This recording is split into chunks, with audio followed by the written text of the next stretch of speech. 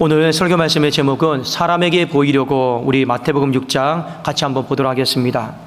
먼저 마태복음 6장 한번 1절에 제가 다시 한번 읽어드리겠습니다. 사람에게 보이려고 그들 앞에서 너희 의를 행하지 않도록 주의하라. 그리하지 아니하면 하늘에 계신 너희 아버지께 상을 받지 못하느니라. 이렇게 되어 있습니다. 자, 여러분, 당시 유대인들이 나름대로 의로운 행위다라고 생각했던 세 가지가 있습니다.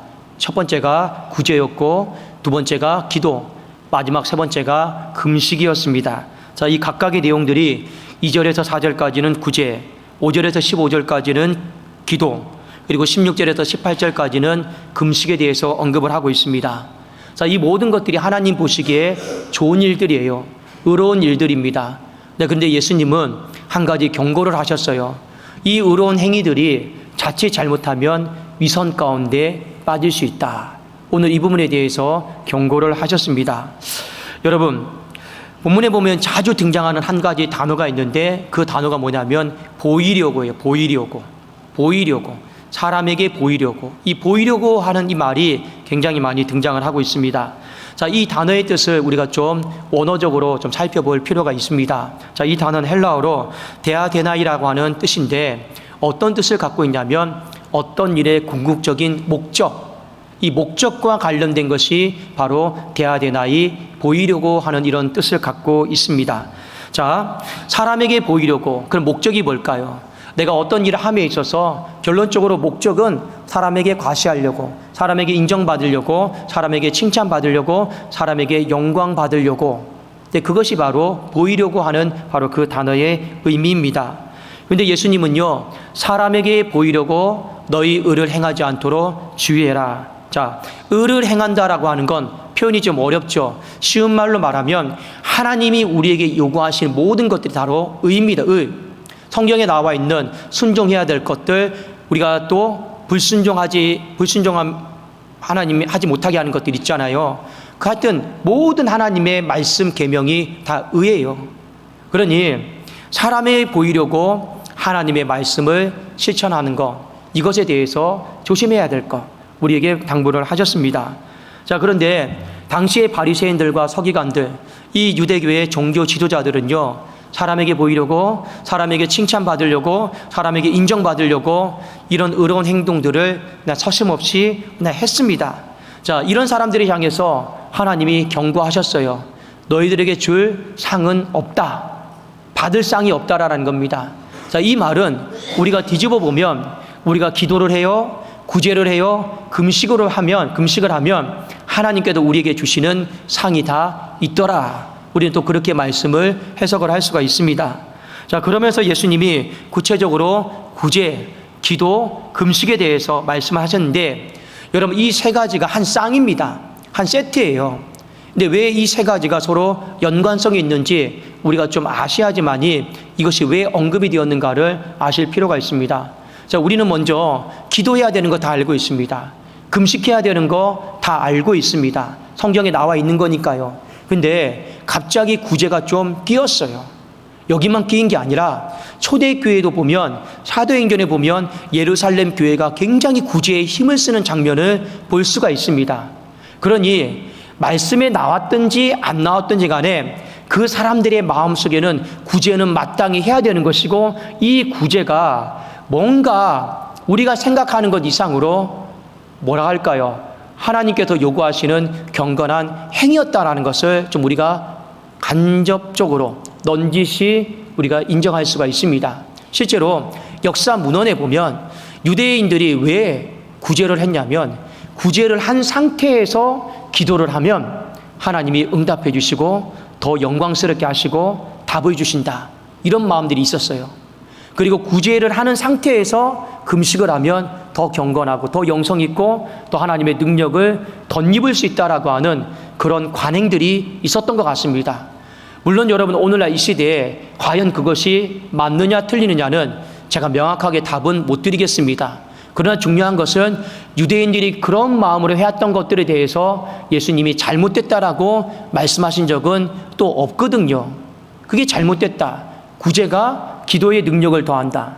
구제가 금식의 능력을 더한다. 이게 또 잘못됐다라고 성경 어느 구절에도 예수님이 말씀하신 적은 없기 때문에 그것은 여러분들이 편의에 따라서 믿음으로 받아서 내가 적용하실 분들은 적용하시고 그것이 내가 아닐 것 같다 하면 적용을 하지 않으셔도 상관은 없습니다. 자, 오늘 예수님이 지적하신 것은 뭐냐면 어떤 일을 하든 간에 구제를 하든 기도를 하든 간에 그 마음의 목적이에요. 동기에 대해서 예수님이 말씀을 하셨습니다. 자, 한번 우리 마태복음 6장 2절 같이 한번 읽어봅시다. 2절입니다. 자, 시작. 그러므로 구제할 때 외식하는 자가 사람에게서 영광을 받으려고 회당과 거리에서 하는 것 같이 너희 앞에 나팔을 불지 말라. 진실로 너희에게 이르노니 그들은 자기 상을 이미 받았느니라. 자, 구제할 때 외식하는 자처럼 하지 말라라는 겁니다. 자, 외식에 대해서 잠깐 말씀을 드리겠습니다. 저는 어렸을 때 전도사님이 이 설교를 하셨을 때 외식이 뭔지 있잖아요. 해석을 안 해줬어요. 그래서 제 나름대로 외식하지 말라 하니까 저는 어떻게 이해를 했냐면 바깥에서 가족끼리 나가서 식사하는 거 있죠. 그거 외식이라고 하잖아요. 정말 여러분 어리석게도 고등학교 3학년 졸업할 때까지 저희 집은 바깥에 나가서 식사를 안 했습니다. 왜 안 했냐면 외식하지 말라고 했으니까요. 그래도 정말 아버지 어머니 생신 때도요 집에서 다 식사했어요. 나가서 밥 먹으면요 죄 짓는 일인 줄 알았어요. 근데 여러분 해석을 안 해주시니까 물어보기도 좀 그렇고 그래도 내 나름대로 외식? 우리가 생각하는 외식 그런 거 아니겠나 싶어가지고 외식을 안 했을 때가 있었습니다. 근데 여기서 말하는 외식은 무엇입니까? 이 단어의 원래 뜻이 가면이에요. 연극이다라고 하는 뜻입니다. 여러분 연극 무대에 서 있는 이 연예인들을 보십시오. 어떤 걸 연기하는데 나 자신을 연기하는 게 아니에요. 가면을 쓰고 제3의 인물 다른 사람의 연기하는 거단 말이에요. 그게 바로 외식이에요. 그러니까 이 외식은 뭡니까? 기본적으로 자신을 속이는 거예요. 진실하지 못하니까. 다른 사람을 오해하게 만드니까 속이는 거예요. 그리고 내 마음의 중심을 다 알고 계시는 하나님을 속이는 거예요. 다른 말로 말하면 겉과 속이 다른 사람을 외식이다. 외식한다라고 하는 표현을 쓰고 있습니다. 자, 구제할 때 외식하는 저처럼 하지 말라. 그럼에도 하나님이 이런 말씀하셨어요. 나팔을 불지 말라고 그랬어요. 이 나팔을 분다라고 하는 건 두 가지 의미가 있습니다. 하나는 그 구제의 금을 모으기 위해서 성금을 모은다고 하죠. 나팔을 불어요. 우리가 좋은 일 하려고 하니 여러분 돈 좀 다 가지고 오십시오. 좋은 일 하려고 합니다. 그래서 나팔을 불었어요. 또 한편으로 나팔을 언제 불었냐면 우리가 이것을 가지고 좋은 일에 쓰려고 합니다. 나눠주려고 합니다. 여러분 어떻게 나눠주는지 보세요. 그게 전부 다 뭐였냐면 그 당시에 나팔을 부는 거였어요. 그런데 예수님이 나팔을 불지 말라고 했습니다. 이 단어의 원래 뜻은 뭐냐? 자랑하지 말라라는 거예요. 자랑하지 말라라는 거예요. 그러면서 이어서 유명한 비유를 한 가지 드셨습니다. 오른손이 하는 일을 왼손이 모르게 하고 왼손이 하는 일을 오른손이 모르게 하고. 그런데 여러분 이건 절대로 그렇게 할 수가 없어요. 내 팔이 한쪽이 없는 이상은 오른손이 하는 일을 왼손이 모르게 할 수가 없고 왼손이 하는 일을 오른손이 모르게 할 수가 없어요. 제일 가까이 있거든요. 그리고 우리가 오른손이 힘들면 자연적으로 왼손이 도와줘요. 왼손이 힘들면 자연적으로 오른손이 도와줘요. 제가 예를 들어 볼까요? 무거운 짐을 들고 있습니다. 한 손으로 들었어요. 근데 들다가 보면 무겁죠? 그럼 우리는 어떻게 해요? 두 가지 중에 하나는 할 겁니다. 짐을 왼손으로 옮기든지 아니면 두 손으로 같이 들든지. 그만큼 오른손과 왼손은 한 세트예요. 서로 모르게 할 수가 없어요. 도우면 도왔지. 그런데 모르게 하라고 그랬어요. 이건 비유입니다.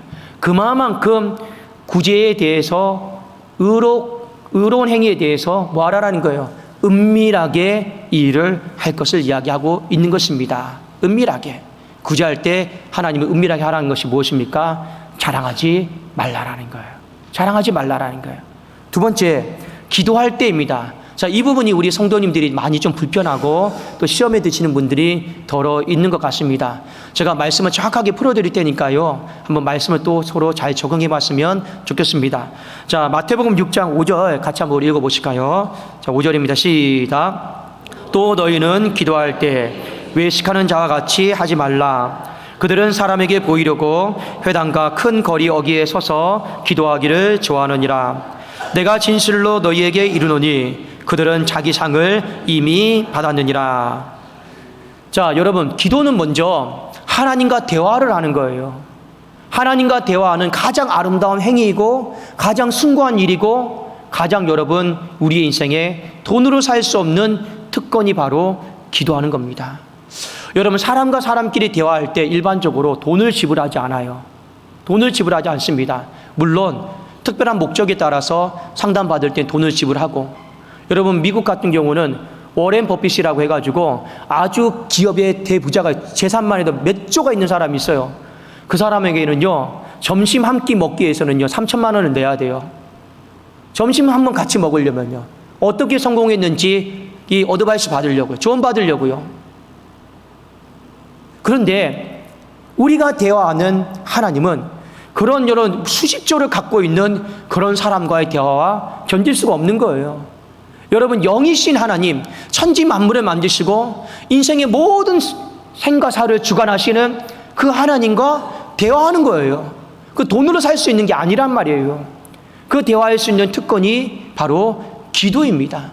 그건 우리에게, 하나님의 자녀들에게 주신 특권이에요. 그러니까 이 특권을 우리가 잘 살리는 건 뭡니까? 그 기도의 대화 시간만큼은 하나님께 집중하는 거예요. 또 집중하고 또 집중하고 또 집중하는 거예요. 근데 문제는 뭐냐? 당시의 사람들이 외식하는 자의 기도가 있었더라라는 거예요. 자, 이 사람 역시 하나님께 집중하고 하나님께 보이려고 하는 기도가 아니라 사람에게 집중하고 사람에게 보이려고 했던 기도자의 모습이었습니다. 그래서 그들이 선택했던 장소가 있어요. 어디냐면 회당, 사람들이 많이 모이는 곳, 그 다음에 큰 거리였어요. 시장터 같은 곳, 그곳에 많이 모여서 그들이 기도를 했습니다. 자, 그런데 처음부터 그들이 그런 사람에게 보이려고 기도한 게 아니에요. 유대인들은요 하루에 3번 기도하는 습관이 있습니다. 한국 시간으로 오전 9시, 12시, 3시에 기도하는 습관이 있어요. 그래서 여러분, 그건 하나님과 약속이에요. 다짐이에요. 그래서 내가 어떤 일을 하다가 갑자기 장을 보다가 기도 시간이에요. 오후 3시가 됐어요. 그러면 어떻게 합니까? 갑자기 장을 보던 걸 멈추고 그 자리에 서서 하나님 앞에 기도했습니다. 사람이 보든지 말든지. 왜요? 더 중요한 건 하나님과의 약속이니까. 그게 더 중요한 거예요. 여러분, 오늘날도 마찬가지입니다. 여러분, 사회에 나가서 학교에서 식사할 때 기도하십니까? 기도하십니까? 많은 사람들과 함께 식사하는 자리가 있을 거예요. 믿지 않는 무리들과 함께 식사할 때도 있을 거예요. 그래도 여러분, 하나님 앞에 기도하고 식사하십니까? 여러분, 식사하는 건요 오늘날 우리에게 일용할 양식을 주신 하나님 앞에 감사하는 기도예요. 하나님과의 약속이에요. 양식을 주심에 대한 감사의 약속입니다. 그런데 사람이 보든 안 보든 그게 중요한 게 아니에요. 내 믿음의 고백이고 내 신앙의 고백이란 말이에요. 그래서 내가 식사 기도할 수 있습니다. 사람 신경 쓸 필요 없어요. 처음에 유대인들도 다 그런 마음으로 9시, 12시, 3시에 기도했단 말이에요. 근데 문제는 뭐냐? 나중에 시간이 지나서 변질이 되어버린 거예요. 어떻게 변질이 됐냐? 일부러 외출 시간은 9시다라고 하면 8시 40분이나 50분에 맞춰서 나오는 거예요. 그리고 한 10분 뒤에 9시가 되잖아요. 그러면 자연스럽게 기도 시간이 되었다고 손들고 기도한단 말이에요. 내 외출 시간이 3시예요. 그러면 2시 50분쯤에 집에서 살며시 나와요. 천천히 나와요. 그리고 10분 정도 지나면 어떻게 하는 겁니까? 거기에 서서 하나님과 약속 시간이니까 기도하는 거예요. 근데 하나님은요 그 중심을 알아요. 사람에게 보이려고 그 시간대에 나온 거예요. 사람에게 칭찬받고 과시하고 영광 받으려고 그 시간에 일부러 나온 것, 이미 집 문 밖에서 나온 것 사람은 몰라도 누구는 안다라는 거예요. 하나님은 다 알고 계시다라는 거예요. 그러면서 서서 기도하지 말라고 했습니다. 여러분, 우리가 기도할 때는요 서서 기도할 수도 있고요, 앉아서 기도할 수도 있고요, 누워서도 기도할 수 있고요, 화장실에서도 기도할 수 있고요. 왜요? 하나님은 무소부지하시니까, 아니 계신 곳이 없으니까. 그러나 그것을 악용해서 여러분이 너무 편한 자세로 기도하면 안 됩니다. 그래도 여러분이 할 수 있는 한은요 경건한 모습과 자세를 가지고 기도하십시오. 기도의 방법에 대해 이야기하는 게 아닙니다. 왜 그들이 서서 기도했습니까? 그 동기가 잘못되었기 때문에 예수님이 서서 기도하지 말라 이렇게 말씀하신 거 아니겠냐라는 거예요. 그러면서 그들에게 너희들이 좋아하는 장소 말고 내가 지정해 준 그 장소로 들어가서 기도하라라고 말씀하셨어요. 그 장소가 어디냐면 골방이다라고 하는 것입니다. 여러분, 골방은 우리의 가정 안에서 아무런 방해를 받지 않는 가장 작은 방이에요. 나만의 방입니다. 그게 골방이에요. 근데 어떤 가정은 나만의 방이 없어요. 여러분 잘 생각해 보십시오. 저도 80년대, 90년대는요, 한 그 셋방에서 부모님과 가족들이 다 같이 잤단 말입니다. 무슨 골방이 있어요? 그 시대에, 그때 당시에 무슨 여러분 골방이 있습니까? 그런 건 존재하지도 않았어요. 이 골방의 의미가 여러분 물리적인 골방의 의미다 생각하시면 안 된다라는 거예요. 이 골방은 뭐냐? 원래의 뜻이 바로 그겁니다. 자르다예요. 자르다. 골방의 뜻이 뭐라고요? 자르다예요. 자르다. 그러니까 장소를 이야기하는 게 아닙니다. 자르다예요. 뭘 자르는 거예요? 사람에게 인정받고 싶은 마음을 자르는 거고, 사람에게 보이고 싶은 마음을 자르는 거고, 사람에게 영광받기 원하는 마음을 자르는 거고, 사람이 알아주기 원하는 마음을 다 잘라버리면요, 그것이 어디라고요? 바로 우리의 골방이 되는 것입니다. 아무리 사람이 많아도 내가 다 잘라버리고 기도하면 그곳이 골방이 되는 거예요. 그게 바로 골방 기도의 본질적이고 참된 의미입니다. 자, 그래서 예수님이 골방에 들어가서 문을 닫고 기도했어요. 이 잘라버리는 행위를 표현을 영적으로 하고 있는 것입니다. 그렇죠? 그리고 이 마음을 가지고 하나님께 집중해서 기도하면 은밀한 중에 보시는 하나님이 다 보고 갚아주신다. 이 말씀을 하셨습니다. 여러분, 오늘 말씀은 두 가지 적용점이 있어요.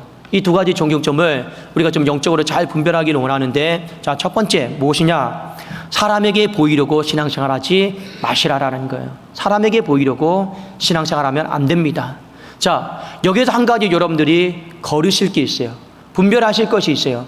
사람에게 보이는 것과 사람을 신경 쓰는 건요, 전혀 다른 문제입니다. 많은 사람들이 좀 헷갈려하는 게 뭐냐? 신앙생활 하다 보면 사람에게 신경 쓰는 게 있거든요.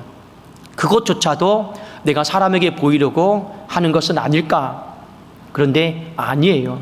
제가 한번 예를 들어 말씀을 드릴게요. 자, 옷차림 신경 쓰셔야 되는 겁니다. 옷차림, 말투 신경 쓰셔야 됩니다. 여러분, 언행 신경 쓰셔야 됩니다. 내가 만약 중직으로서 직분을 감당하고 있다, 신경 쓰셔야 돼. 누구요? 사람 신경 쓰셔야 됩니다. 또 목사는 강단에서 언행 신경 써야 됩니다. 써야 돼요. 그리고 여러분, 제가 설교를 할 때도 많이 참석 대상이 학생이 있고 어른이 있어요. 그러면 그 연령대도 신경을 써야 됩니다. 이게 전부 다 뭐예요? 사람 신경 쓰는 거예요. 사람을 신경 쓰므로 말미암아 그 예배가, 그 교회 생활이, 그 신앙이 더 풍성해지고 서로에게 상처가 되지 않고 더 경건하게 드려질 수가 있는 거예요. 사람 신경 쓰는 건요, 하셔야 되는 거예요. 이건 절대 나쁜 게 아니에요. 이건 사람에게 보이는 것과 전혀 별개의 문제입니다. 자, 그런데 사람에게 보이려고 하는 것은 뭐냐? 이미 출발점 자체가 사람에게 인정받으려고, 출발점 자체가 사람에게 과시하려고, 출발점 자체가 사람에게 영광을 취하려고, 그 출발점의 문제가 바로 사람에게 보이려고 하는 것입니다. 예를 들어서 제가 이 강단에서 설교를 할 수 있어요. 설교를 할 수 있습니다. 근데 여러분, 제가 출발점이 내가 설교를 얼마나 잘하는지 내가 한번 오늘 보여주겠어. 그러면 뭐가 되는 거예요? 이 설교는 사람에게 보이려고 하는 설교가 되는 거예요. 기도할 때도 마찬가지입니다. 기도할 때도 내가 얼마나 기도를 잘하는지 내가 한번 보여주겠어. 이런 마음을 많이 우리가 갖는다라면 사람에게 보이려고 하는 기도가 될 것입니다. 그러니까 여러분, 사람을 신경 쓰는 것과 사람에게 보이려고 하는 것은요, 전혀 별개의 문제이기 때문에 여러분들이 이 부분에 있어서 영적으로 분별할 필요가 있습니다. 자, 항상 여러분 사람에게 보이려고 하지 않는다라면 이것만 여러분 마음속에 확실하게 하면 됩니다. 뭐냐? 내가 이 일은 구제든 기도든 금식이든 내가 이 일은 사람 때문에 하는 것이 아니라 하나님 때문에 하는 것이다. 항상 여러분 여기에서 엇나가지 마십시오. 사람 때문에 하는 것이 아니라 하나님 때문에 하는 것이다. 그래서 여러분, 성경에 보면 고린도전서 말씀에 이런 말씀 있지 않습니까? 먹든지 마시든지 무엇을 하든지 다 사람을 위해 하라고 했습니까? 아니잖아요. 다 하나님의 영광을 위해서 하라고 했습니다. 먹는 것도 사람 때문이 아니라 하나님 때문에, 마시는 것도 입는 것도 사람 때문에 하는 것이 아니라, 내가 돈을 버는 것도 사람 때문에 하는 것이 아니라 다 하나님의 영광을 위해서 내가 하겠노라고. 제가 어제 우리 중고등부 수련회 하면서 우리 학생들에게 이렇게 얘기했습니다.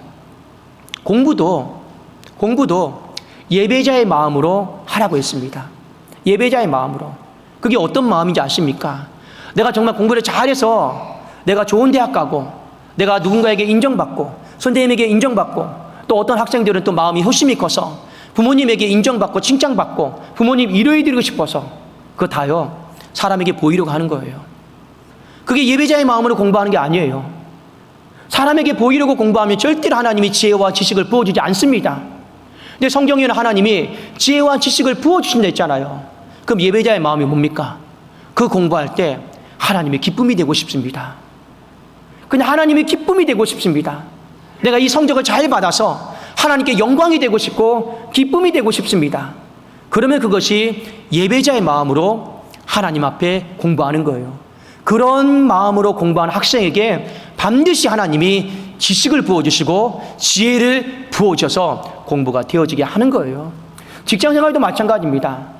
사람에게 인정받고 싶은 마음, 저 사람이 나를 알아주기 원하는 마음 있죠. 말씀을 잘 적용해 보십시오. 먹든지 마시든지 무엇을 하든지 뭐 하라고 했습니까? 하나님의 영광을 위해 하려 했습니다. 나의 이 직장생활이 하나님께 인정받았으면 좋겠다. 나의 이 직장생활이 하나님의 기쁨이 되었으면 좋겠다. 그걸 가장 잘 구해내는 사람이 누구냐? 바로 요셉입니다. 요셉은요, 보디발의 집에 가서 가정 총무가 되었어요. 보디발을 기쁘게 하고 싶은 마음이 없었어요. 보디발의 아내도 기쁘게 하고 싶은 마음이 없었습니다. 누구만 기쁘게 하고 싶었던 거예요? 내가 이 일을 통해서 하나님만 기쁘게 하고 싶다. 그런 마음으로 여러분 일을 하니까 어떻게 되는 거예요? 그가 손을 대는 일마다 하나님이 다 잘되게 하시는 거예요. 이것이 바로 하나님에게 우리가 보이려고 하는 것이 얼마나 능력인가. 사람에게 보이려고 하면 이런 상은 근처에도 못 가는 거예요. 그래도 우리가 첫 번째 올라가는 것이 무엇입니까? 적용해야 될 것이 무엇입니까? 사람에게 보이려고 하지 마시라. 그러나 구별하십시오. 사람을 신경 써야 될 것은 신경 써야 됩니다. 여러분, 한 가지 제가 한국교회에서 많은 사람들이 헛갈려하는 부분이 있습니다. 그 하나가 뭐냐면 이 주보에 이름이 올라가는 거예요. 혹여 강단에 헌금이 올라오는 거예요. 어떤 사람들은 이런 말을 합니다. 이미 하나님은 다 알고 계시는데, 왜 주보에 이름을 올리고 또 강단에 헌금을 올립니까? 제가 여러분들에게 말씀을 드릴게요. 우선 여러분, 이 주보에 이름이 올라가는 건 사람에게 보이려고 하는 게 아니에요. 여러분, 이것이 교회의 재정성과 투명성을 위해서는요, 이것만큼 확실한 방법은 없습니다. 없어요. 제가 일례로 한 가지 말씀을 드릴까요? 자, 어떤 분이 이 다음 세대 사역 수련을 한다고 찬조를 했어요. 찬조를 했습니다. 근데 그 찬조금이요, 그 해당 부서에 안 들어갔어요. 안 들어갔어요. 주보에는 나와 있는데 해당 부서에는 안 들어갔어요. 나중에 추적해 봤더니 어떻게 되었냐? 그 돈을, 헌금을 계좌로 보냈어요. 그런데 보낼 때는 여러분 부서로 보내기를 원했어요. 그런데 그 돈이 일반 재정으로 잘못 들어가 버렸어요. 어디서 확인하는 거예요? 만일 여러분 여기서 걸러주지 않으면요, 이런 일들이 발생할 수가 있어요. 그런 차원에서 여러분들이 좋은 시선으로 보시면 됩니다. 이것이 사람에게 보이려고 내가 이만큼 이런저런 헌금을 했다, 그렇게 마음을 가지면, 그런 눈으로 보시면 그게 잘못된 거예요. 자, 강단에 올라온 헌금이 있습니다. 하나님 다 아시는데 왜 저 사람 강단에 헌금 올릴까?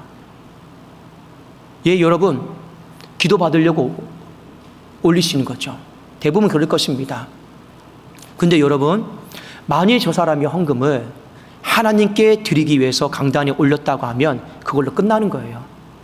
더 이상 여기서 판단할 게 없어요. 그 사람이 나는 이것을 기도를 받기 위해서든 뭘 하기 위해서든 하나님께 내가 드리기 위해서 올렸다. 그 사실 하나로 이것은 더 이상 인간이 개입할 여지가 없는 거예요. 그런데 뭘 굳이 저 헌금함에 넣지?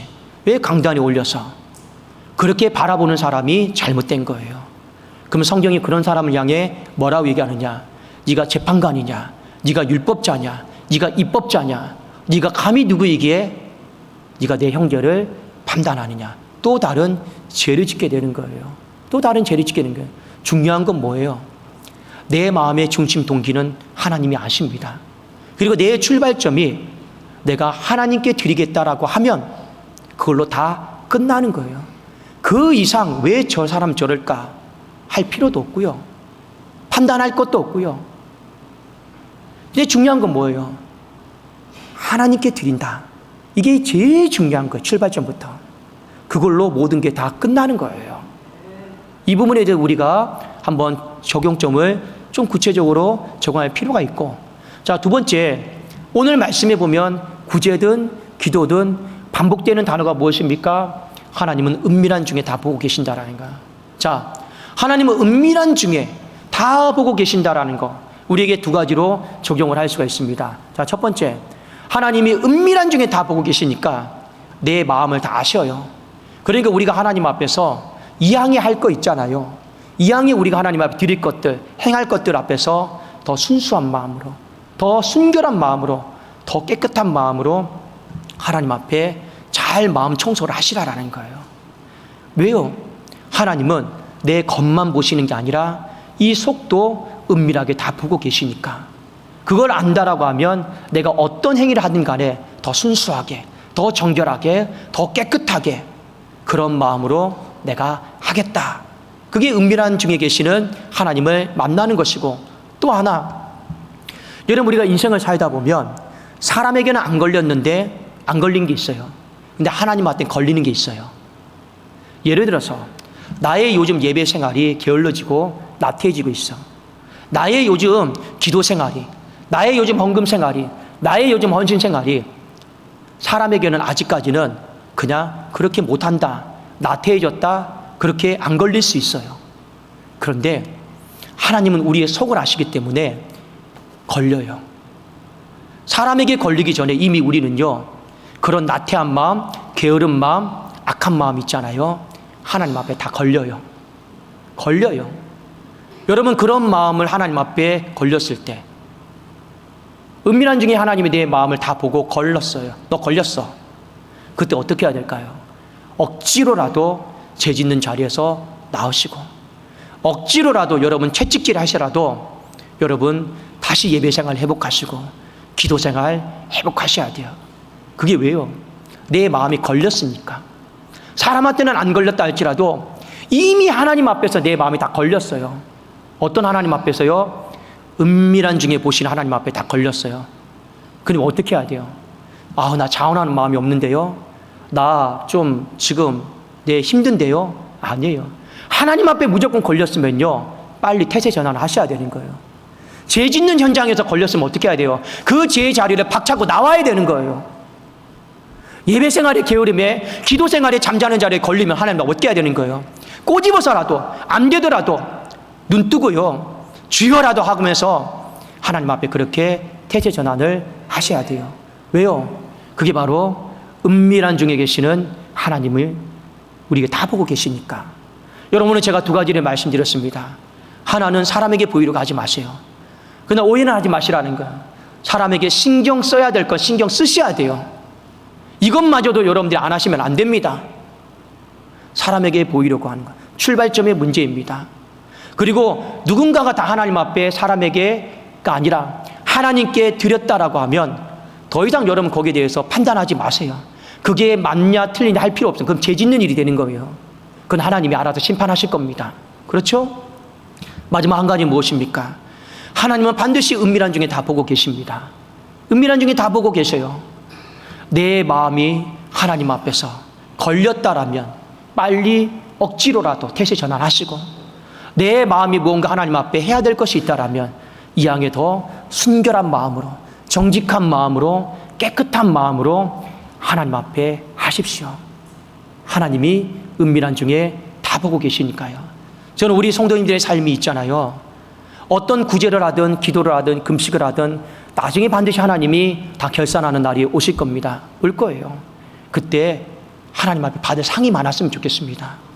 받을 게 아무것도 없다라면 그 사람의 삶 자체가 부정당하는 것이고 얼마나 불행하겠냐라는 거예요. 오늘 이 말씀 잘 기억하시고 사람에게 보이려고 은밀한 중에 계신 하나님을 우리 말씀 잘 적용하면서 이번 한 주 은밀한 중에 계신 하나님께도 우리의 모든 삶을 갚아주시는 위로와 상급이 있기를 주님의 이름으로 축원합니다. 기도하겠습니다. 살아계신 하나님 아버지여 감사합니다. 하나님 아버지 은밀한 중에 다 보고 계시다 하였사오니 다시 한번 우리의 신앙을 점검하기를 원하는데 사람에게 보이게 한 신앙 되지 않게 하시고 아버지 다시 한번 나의 출발점이 먹든지 마시든지 무엇하든지 하나님의 영광을 위해 드려지는 삶이 되게 하여 주시옵소서. 은밀한 중에 계신 하나님, 다시 한번 내 마음을 더 순결한 마음으로 하나님 걸렸다라면 하나님 억지로라도 하나님 앞에 태세 전환하여 돌이키게 하여 주시옵소서. 예수 그리스도의 이름으로 축복하며 기도 올리옵나이다. 아멘.